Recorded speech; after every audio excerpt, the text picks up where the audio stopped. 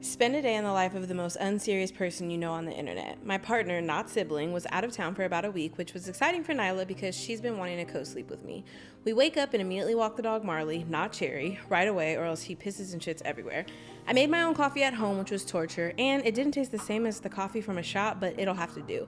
As much as I know y'all are anticipating me narrating the remainder of this video with witty remarks as I vlog the day, I think this would be better spent answering the most popular question in my comments. Jessica, why are you like this?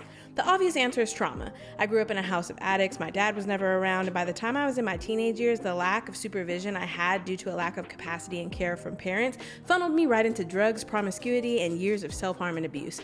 But a better answer is that I like making people feel seen, and I like making people laugh. It's a combination of sharing my life, storytelling, and while that usually falls into the audience of people who see themselves in me, which are black moms, I don't really have a deeper mission than that. And I've tried to. I've tried to be brandable. I've tried to be professional. I've tried a lot of strategy over the course of the past 7 years that I've been in the content space online, and not only did it never really feel right or authentic, but I wasn't even taken seriously. So why are you like this? Well, for one, because I can be. I've given up the idea that the internet can be my everything, and I got a job. I work a full-time marketing position, and I also freelance as a social media manager, so I can do whatever I want on my own pages. I'm like this because I'm funny, like a different kind of funny, the kind of funny that wakes up, tends to her household, works both of her jobs, drops her kid off at summer camp, and then edits a video and decides to make a joke about incest that makes her $800, which is $500 more than what a major brand recently offered her for a collab.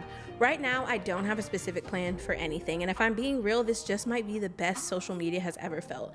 This has always been about authentic storytelling for me, not overly selling or trying to keep up with the trends of anything. I mean, there's still strategy and work that goes into it. It took a lot of work to record every aspect of my day to write a narration over it, but it's on my own terms. If I focus on me and keep allowing people to see themselves in me, that's how I'm gonna keep this thing community-centered and focused, which will eventually maybe turn into something sustainable, or maybe it never will, especially if I keep making really awful rated R jokes. But honestly, there are brands and businesses that do still rock with me. It's just not as often. So if I have to keep working these jobs to pay these bills because those extra streams just don't come as often, that's what I'm gonna do. And I hope that the people that were meant to like this and like me do, and that the ones that don't just leave without an announcement. That's all.